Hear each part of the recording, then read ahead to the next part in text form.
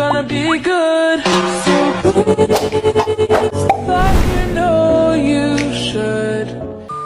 For today's video, magkaon may watermelon. Mga na naroon kay entry ni namo guys. So, amo na nang hiwaon dura nga time. Excited na siya kaayo maghiwa o. Diretso. Tabangan na namo kay gahi kaayo. Bisig masamad mi.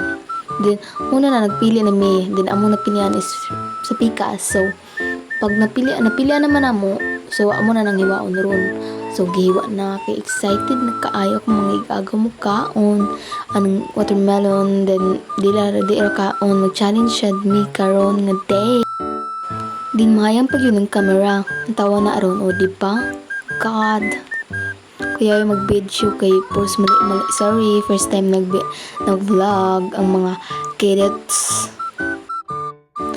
Nagpinilian na na sila kung asa ang ila. So, dira na nagyap na minute time. So, dira na nagsugod na.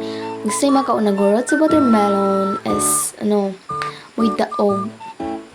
Then, dira nga time, ang buto ako kabalong sa daog ana ako or akong agaw nga si Teya. Basta para sa ako'y daog siya. Joke lang.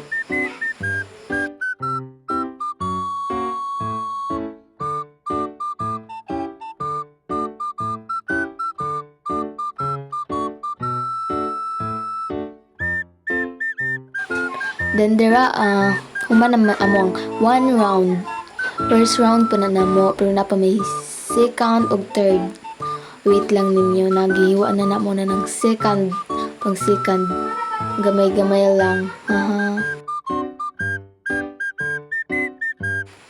So, nag-iniyahay na sila kuwag kanang liso. Di mo rin na second round na nila nga pagkaon or pauro tayo sa watermelon. So, diya nga part guys, pahuman na misa kaning round 2. Then, magsugod na po may egg round 3. Last na lang na guys. So, abangan nyo ang round 3. Naghiwa na may ginahinay dira for round 3 nga among kanon guys.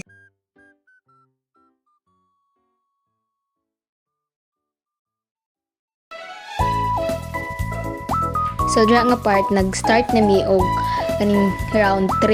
So, kasi una na human, i-comment lang ninyo sa baba. Nagpagara siya gamay o cute. So, human naman tagkaw ng watermelon, mahanlo na ta, kaya ato man ang kinanan, di ta magtinapulan. Para sa anang uban dira, kung isa maigo. So, guys, dira nga part, nag-ending na ni kay naputol rosig iya. Guys, bye-bye!